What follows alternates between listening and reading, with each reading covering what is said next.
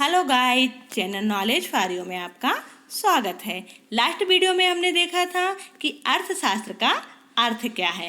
इस वीडियो में हम पढ़ेंगे अर्थशास्त्र की परिभाषा क्या है। तो चलिए इसे देख लेते हैं। किसी भी विषय का वैज्ञानिक अध्ययन करने के लिए उसकी परिभाषा को जानना अति आवश्यक होता है। यदि हम किसी विषय को जानना चाहते हैं, किसी विषय को अच्छी तरीके से जानना चाहते हैं, उसको वैज्ञानिक अध्ययन करना चाहते हैं, तो हमें सबसे पहले तो उसकी परिभाषा को जानना चाहिए कि वह क्या कहना चाहता है, उसकी परिभाषा क्या है, क्योंकि इससे उस विषय की प्रकृति, विषय वस्तु की जानकारी हो जाती है। ठीक, उस विषय के बारे में हम अच्छी तरह से उसका नेचर जान सकते हैं, उसकी प्रकृति को हम जान सकते हैं, उसकी विषय वस्तु क्या है, इसके बारे में हमें पूरी जानकारी हो जाती है। किससे हो जाती है? एक परिभाषा से हो जाती है, क्योंकि परिभाषा में उसके जितने भी गुण होते हैं, उसकी जो विषय की प्रकृति होती है, उसकी जो विषय वस्तु होती है, वो सभी चीज़ उसमें समाहित हुआ करती हैं। प्रारंभ से लेके अब तक अनेक अर्थशास्त्रियों ने अपने अपने ढंग से अर्थशास्त्र की परिभाषा दी है। बहुत सारे अर्थशास्त्री हुए और उन्होंने सभी विषयों पर अपने अपने मत को रखा, अपने विचारों को रखा। तो इस तरीके से बहुत सारी अर्थशास्त्र की परिभाषाएं दी गई हैं। फलस्वरूप अर्थशास्त्र की इतनी अधिक परिभाषा दिए जाने के कारण ही प्रोफेसर कीन्स ने ठीक ही लिखा है।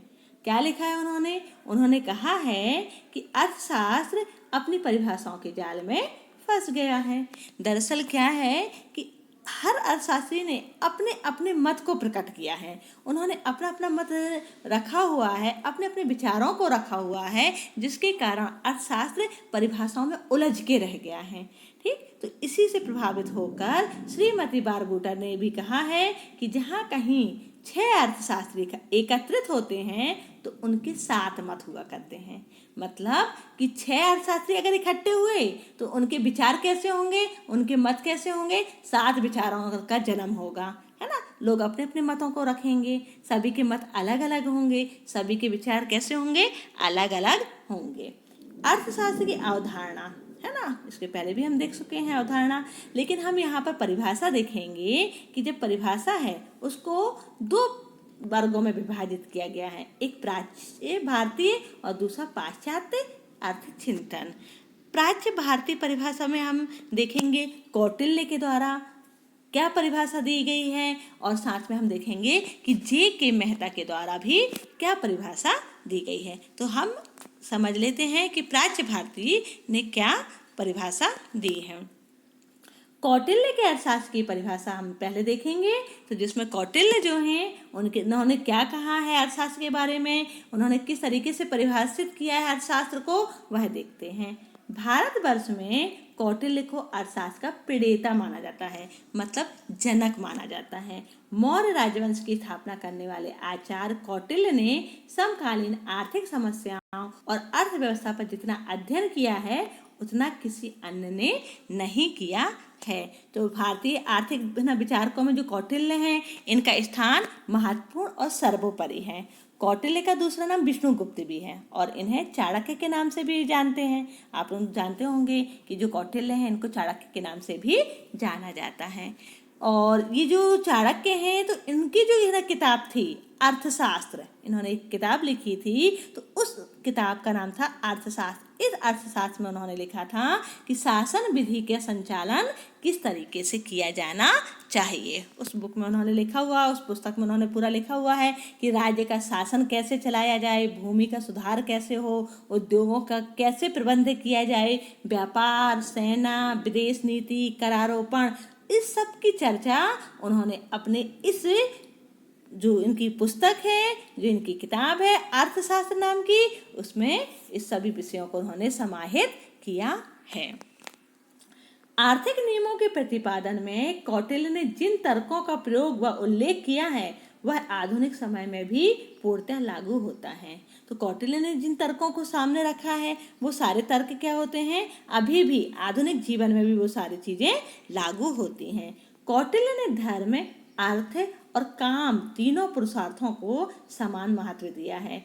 उनके अनुसार इनमें से किसी एक का सेवन करने से शेष 2 वांछित रहते हैं और उसके फलस्वरूप मनुष्य दुखी रहता है। तो कौटिल्य यहाँ मानते हैं कि जो आपके पुरुषार्थ होते हैं, धर्म, अर्थ और काम, यदि इनमें से कोई एक ले लिया तो बाकी दो छूट जाएंगे, है ना। यदि धर्म को लेते हैं तो अर्थ काम छूटता है, अर्थ को लेते हैं तो धर्म और काम छूटता है। तो इस तरीके से यदि किसी एक पुरुषार्थ को महत्व देंगे तो कोई दो जो पुरुषार्थ हैं वो छूटेंगे, और उससे क्या होगा, मनुष्य दुखी रहता है। मनुष्य कैसा रहता है, दुखी रहता है, क्योंकि उसकी आवश्यकताएं या उसकी जो इच्छाएं हैं वो पूरी नहीं हो रही। तो कौटिल्य ने अर्थशास्त्र को परिभाषित करते हुए कहा है, मनुष्यों के व्यवहार या जीविका को अर्थ कहते हैं। तो यहाँ पर कौटिल्य जी क्या कह रहे हैं, कौटिल्य जी कह रहे हैं कि जो मनुष्य का व्यवहार है या जो उसकी जीविका है उसी को अर्थ कहते हैं, है ना। मनुष्यों से युक्त भूमि का नाम ही अर्थ है। मनुष्यों से युक्त भूमि का नाम मतलब जहाँ पे मनुष्य रह रहे हैं, निवासरत हैं, या मनुष्यों के पास जो जमीन है ना, तो वो क्या चीज हो गया, वो अर्थ हो गई। इस भूमि को प्राप्त करने तथा रक्षा करने के उपाय का निरूपण करने वाला शास्त्र अर्थशास्त्र कहलाता है। तो यहाँ पर कौटिल्य जी कह रहे हैं कि इस भूमि को प्राप्त करना और उसकी रक्षा करना, तो जो रक्षा करने के लिए जो उपाय होंगे उन उपायों को जो अपनाया जाएगा तो वो क्या कहलाएगा, वो शास्त्र कौन सा कहलाएगा, वह अर्थशास्त्र कहलाएगा। तो इस प्रकार कौटिल्य ने अर्थशास्त्र का सीधा संबंध जीवन से बताया है। क्या बता रहे हैं वो कह रहे हैं कि जीवन में जो भी क्रियाएं हो रही हैं, है ना, जीवन से रिलेटेड जो भी चीज हो रही हैं वो क्या चीज है, आपका अर्थशास्त्र है। उनके मत में अर्थशास्त्र जीवन की व्यवहारिक तथा आर्थिक क्रियाओं को संपन्न करने का उपाय बताता है। तो अर्थशास्त्र ने क्या बताया, अर्थशास्त्र ने बताया कि जीवन की जो व्यवहारिक के और आर्थिक क्रियाएं हो रही हैं वो सारी चीजें किसमें समाहित होंगी, वो सब अर्थशास्त्र के द्वारा हम अध्ययन करेंगे, उसमें समाहित होंगी। अब कौटिल्य ने तीनों पुरुषार्थों के महत्व को अवश्य स्वीकारा है, परंतु अर्थ को सर्वाधिक प्राथमिकता दी है। अब कौटिल्य ने तो तीन पुरुषार्थ बता दिए कि धर्म है, अर्थ है, काम है, लेकिन उन्होंने सबसे ज्यादा प्राथमिकता किसको दी है, अर्थ को दी है। शायद इसी कारण कौटिल्य की कहीं कहीं आलोचना हुई है, परंतु यह निश्चित है कि केवल परिस्थितियों के अनुकूल इन विचारों के स्वरूप को परिवर्तित करके ही अन्य विचार दिए गए हैं। तो इस तरीके से हमने देखा कि जो कौटिल्य है, तो कौटिल्य ने क्या किया, जो उनकी जो जीविका है ना, जो भूमि है, उसी सभी चीजों को उसने अर्थ मान लिया। आवश्यकता विहीनता संबंधी परिभाषा। अब हम एक और कौटिल्य के बाद एक और परिभाषा देख लेते हैं जो प्रोफेसर जे.के. मेहता ने दी हुई है। इलाहाबाद विश्वविद्यालय के प्रोफेसर जे.के. मेहता ने भारतीय संस्कृति को ध्यान में रखते हुए अर्थशास्त्र की परिभाषा प्रस्तुत की है। उनका दृष्टिकोण पाश्चात्य अर्थचिंतकों से सर्वथा भिन्न है। तो यहाँ पर ये जो परिभाषा दी गई है, आवश्यकता विहीनता संबंधी परिभाषा, ये जे.के. मेहता के द्वारा दी गई है, जो भारतीय संस्कृति से रिलेटेड है, संबंधित है। उन्होंने मतलब ये जो परिभाषा दी है भारतीय संस्कृति को ध्यान में रखते हुए दी है, और इनके जो विचार हैं वह जो पाश्चात्य संस्कृति के अर्थचिंतक हैं उनसे, या जो अर्थशास्त्री हैं उनसे सर्वथा भिन्न है, अलग है। और प्रोफेसर मेहता को हम भारतीय सिद्धांत का संस्थापक कह सकते हैं। तो चलिए अब हम इनकी परिभाषा को देख लेते हैं कि इन्होंने परिभाषा में क्या कहा है। अर्थशास्त्र वह विज्ञान है जो आवश्यकता शून्यता के लक्ष्य को प्राप्त करने के एक साधन के रूप में मानवीय व्यवहार का अध्ययन करता है। तो इनके कथनानुसार यह कहा जा रहा है कि जो आवश्यकता होती है उसको शून्य किया जाए, उसको समाप्त किया जाए या घटा दिया जाए, है ना। क्यों, ऐसा क्यों कह रहे हैं, क्योंकि मेहता जी का मानना है कि जो कोई भी आवश्यकता होती है उसकी संतुष्टि पे हमें क्या होता है, क्षणिक सुख होता है। मान लीजिए आपको किसी वस्तु की आवश्यकता है और वो वस्तु आपको प्राप्त हो जाए, प्राप्त होने के बाद उस वस्तु का जो सुख होता है वो कुछ ही देर के लिए होता है। क्यों, क्योंकि कुछ समय बाद हमारी दूसरी आवश्यकता उत्पन्न हो जाएगी, दूसरी आवश्यकता पैदा हो जाएगी, है ना। तो ये जो मानसिक असंतुलन उत्पन्न हो जाता है, इससे क्या होता है, मानसिक असंतुलन हुआ। क्यों? हमने अभी अभी एक इच्छा की पूर्ति कर दी, हमारी जो आवश्यकता थी हमने उस आवश्यकता की पूर्ति कर दी। उस पूर्ति करने के बाद तुरंत ही दूसरी आवश्यकता खड़ी हो गई, दूसरी इच्छा उत्पन्न हो गई। अब जब वह इच्छा जो आवश्यकता है वो उत्पन्न हुई तो अब हमारा पूरा मन कहाँ लग गया कि अब उस आवश्यकता को पूरा करना है। तो अगर वो आवश्यकता पूरी नहीं होती है तो हमें क्या होगा? मानसिक असंतुलन उत्पन्न हो जाएगा, उससे हमें दुख होगा, है ना। तो इन आवश्यकताओं को हम क्या करेंगे? एक आवश्यकता पूरी की, संतुष्टि मिली, तो तुरंत दूसरी आवश्यकता खड़ी हो गई, दूसरी को हम पूरा करेंगे, थोड़ा देर के लिए हम फिर संतुष्ट होंगे, तीसरी आवश्यकता आ जाएगी, तीसरी इच्छा उत्पन्न हो जाएगी। तो इस प्रकार मेहता जी कहते हैं कि इच्छाएं कभी खत्म नहीं होती। इच्छाएं कैसी होती हैं? असीमित होती हैं, और मनुष्य उनकी पूर्ति करते ही जाता है, पर इच्छाएं कभी भी खत्म नहीं होती। और यदि इच्छा पूरी नहीं होती है तो उससे मानसिक दुख होता है, मानसिक दुख या असंतुलन की प्राप्ति होती है। तो इससे बचने के लिए क्या करना है? इस दुख से बचने के लिए क्या करना है? इस दुख से बचने के लिए हमें अपनी आवश्यकताओं को सीमित कर देना है, घटा देना है।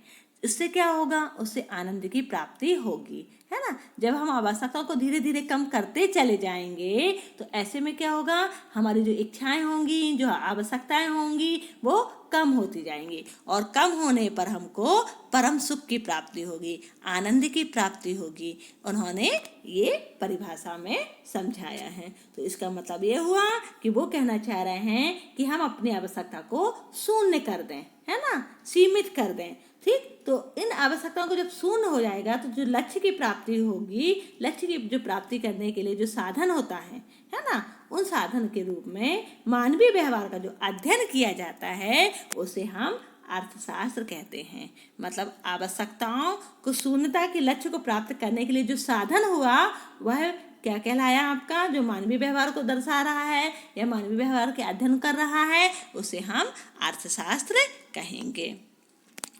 प्रोफेसर मेहता की परिभाषा की व्याख्या निम्नानुसार की जा सकती है। अभी हमने जो परिभाषा देखी है उस परिभाषा की यहाँ पर व्याख्या दी गई है। तो प्रोफेसर मेहता कहते हैं कि सुख की प्राप्ति तो इच्छाओं व आवश्यकताओं को घटाने पर ही हो सकती है। इनका मानना ये है कि सुख को कम कर दिया जाए, घटा दिया जाए, तभी हमको परम सुख, परम आनंद की प्राप्ति होगी। क्यों? क्योंकि यदि हम आवश्यकताओं को घटा देंगे, हम अपनी इच्छाओं को घटा देंगे तो हमें मानसिक सुख प्राप्त होगा। उनको पूरा करने की क्या होगी? ललक ही नहीं होगी। हमें ये माइंड में ही नहीं आएगा कि हम इस आवश्यकता को अब पूरा करें। क्यों? हमारी आवश्यकताएं, हमारी इच्छाएं अब कैसी हो गई? सीमित हो गई। तो हमें परम सुख प्राप्त होगा, है ना। तो प्रोफेसर मेहता के अनुसार व्यक्ति का अंतिम लक्ष्य सुख को प्राप्त करना है, और सुख का संबंध मस्तिष्क के संतुलन से है। मतलब अगर परम सुख प्राप्त हो गया, मस्तिष्क क्या हो जाएगा? आपका शांत हो जाएगा। यदि हम अपनी इच्छाओं को पूरी तरह से समाप्त नहीं कर सकते तो कम से कम उन्हें घटाना होगा, तभी व्यक्ति का मानसिक तनाव कम होगा और उसे सुख भी मिलेगा। तो अब यहाँ पर ना इसी परिभाषा में क्या समझाया है? मेहता जी कह रहे हैं कि यदि मान लो हम अपनी इच्छाओं को पूरी तरह से समाप्त नहीं कर सकते तो उन इच्छाओं को हमें घटा देना चाहिए। घटाने से क्या होगा? मानसिक तनाव कम होगा और सुख भी मिलेगा। अब इसके आगे कह रहे हैं कि प्रोफेसर मेहता के अनुसार मानव व्यवहार अर्थशास्त्र का विषय है। इस परिभाषा में बताया ना कि जो अर्थशास्त्र क्या है? मानव व्यवहार, मानव क्या क्रियाएं कर रहा है, मानव कैसा व्यवहार कर रहा है, उस सारे विषय को अर्थशास्त्र के अंतर्गत रखा गया है। प्रोफेसर मेहता के अनुसार मानसिक संतुलन को प्राप्त करने के 2 उपाय हैं। कैसे हम मानसिक संतुलन पा सकते हैं? तो यह मानसिक संतुलन पा सकते हैं मस्तिष्क को बाह्य प्रभावों से बचाया जाए। जो बाह्य प्रभाव होते हैं, जो बाहरी कारण होते हैं, उन कारणों से हम यदि अपने आप को बचा लें तो हमारी जो इच्छाएं होंगी, आवश्यकताएं होंगी, वो सीमित हो जाएंगी। यह तभी संभव है जबकि मस्तिष्क को शिक्षित किया जा सके, है ना। एक शिक्षित मनुष्य होगा, एक शिक्षित जो मस्तिष्क होगा तो वो क्या करेगा? वो विचार करेगा कि हम इन आवश्यकताओं की को सीमित कर लें, उनको घटा लें। उन बाह्य शक्तियों के मामले में जो असंतुलन पैदा करती हैं, पारस्परिक सामंजस्य स्थापित किया जाए। जो बाह्य शक्तियाँ हैं जो असंतुलन पैदा कर रही हैं, जो इच्छा को तीव्र बढ़ा रही हैं कि नहीं हमें इस सामग्री की या इस वस्तु की ज़रूरत है, हमें इसे पूरा ही करना है, तो उन बाह्य शक्तियों को क्या किया जाए, रोका जाए या उनमें क्या किया जाए, पारस्परिक सामंजस्य स्थापित किया जाए। ये मेहता जी का कहना है कि उन आवश्यकताओं को हमें क्या करना चाहिए, कम कर देना चाहिए, इच्छाओं को कम कर देना चाहिए, जिससे हमें परम सुख की प्राप्ति हो, जिससे हमारा मानसिक संतुलन बना रहे। अब मेहता जी ने जो परिभाषा दी है, तो मेहता जी की परिभाषाओं की आलोचनाएं भी हुई हैं।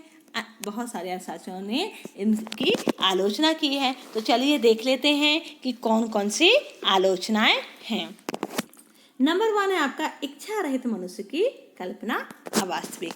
अब मेहता जी ने कहा था कि मनुष्य जो इच्छा रहित हो, मतलब उसकी इच्छा ना हो, है ना, तो ऐसा संभव नहीं है। आलोचकों का विचार है कि प्रत्येक मनुष्य अधिकतम सुख प्राप्त करना चाहता है ना, उसका लक्ष्य ही होता है कि ज़्यादा से ज़्यादा सुख की प्राप्ति हो। एक सांसारिक मनुष्य क्या चाहेगा, वह कभी सोचेगा ही नहीं कि ना मुझे ना इच्छा रहित रहना है ना, वो अपनी जो आवश्यकताएं हैं उनको कम नहीं करना चाहता है। कम करेगा तो उसे सुख प्राप्त नहीं होगा, और वो उसका लक्ष्य क्या होता है, ज़्यादा से ज़्यादा या अधिकतम सुख की प्राप्ति हो। तो इस प्रकार से मेहता जी ने जो मानव की कल्पना की है कि है ना इच्छा रहित मनुष्य है, तो वह क्या है, वास्तविक संसार में नहीं होता। वास्तविक संसार में इस कल्पना को है ना माना ही नहीं जा सकता। ऐसा कोई व्यक्ति नहीं होगा जो इच्छा रहित होगा। अब दूसरा है आपका व्यवहारिक रूप देना संभव नहीं। तो प्रोफेसर मेहता ने इतने ऊंचे आदर्श रखे हुए हैं जिसे व्यवहारिक रूप देना सांसारिक मनुष्य के लिए संभव नहीं है, बहुत ही कठिन काम है। क्यों? क्योंकि एक मनुष्य अपने सुख को कम कर दे, सीमित करने, अपनी आवश्यकताओं को, अपनी इच्छाओं को कम कर दे, ऐसा संभव नहीं है। अर्थशास्त्र की बर्बादी की बुनियाद। कुछ अर्थशास्त्री मानते हैं कि जो आलोचक हैं वो क्या मानते हैं कि जो प्रोफेसर मेहता जी ने तर्क दिया है वह अर्थशास्त्र की बर्बादी का बुनियाद डालता है। कैसे? क्योंकि यदि मान लीजिए यदि सभी मनुष्य संतुष्टि को प्राप्त हो जाएं, यदि वो अपनी इच्छाओं को खत्म कर दें, अपनी आवश्यकताओं को खत्म कर दें, समाप्त कर दें या कम कर दें, तो अब तो क्या होगा, आगे चल के अर्थशास्त्र की जरूरत ही नहीं पड़ेगी, है ना। व्यक्ति क्या होगा, उसके पास जितना होगा वो उसी में सुखी रहेगा, संपन्न रहेगा, और आगे किसी प्रकार की वह आर्थिक क्रियाएं ही नहीं करेगा। आर्थिक क्रियाएं नहीं करेगा तो अर्थशास्त्र की आवश्यकता नहीं पड़ेगी। तो यहाँ पर कह सकते हैं कि मेहता जी की जो परिभाषा है वो अर्थशास्त्र की बर्बादी की बुनियाद है। अब चौथा है आपका अर्थशास्त्र को धर्म व दर्शन से जोड़ना गलत है। तो आलोचकों का विचार है, उनका मानना है कि मेहता जी ने जो परिभाषा दी है वो भारतीय दर्शन से जुड़ी हुई है, और भारतीय दर्शन से जुड़ी होने के कारण क्या होगा, यह धर्म से रिलेटेड होगी, संबंधित होगी, जबकि जो अर्थशास्त्र होता है वह धर्म से संबंधित नहीं है, वह भौतिकता से संबंधित है। किससे संबंधित है? भौतिकता से संबंधित है। तो इस तरीके से आलोचकों ने इनकी आलोचना की है। अब 5वां नंबर देखते हैं, आदर्श विज्ञान मानना गलत। तो उन्होंने माना है कि आदर्श विज्ञान, किसने माना है? आलोचकों का मानना है कि मेहता जी ने अर्थशास्त्र को केवल आदर्शवादी विज्ञान मान लिया है ना, जो कैसा हो गया, गलत हो गया, क्योंकि अर्थशास्त्र वास्तविक विज्ञान है, आदर्शवादी विज्ञान नहीं है। तो इस तरीके से मेहता जी की परिभाषा को आलोचकों के द्वारा आलोचना की गई है, जो वास्तविक जीवन में संभव नहीं है। नेक्स्ट वीडियो में हम पढ़ेंगे पाश्चात्य अर्थ चिंतन। तब तक के लिए आप सभी को मेरा नमस्ते।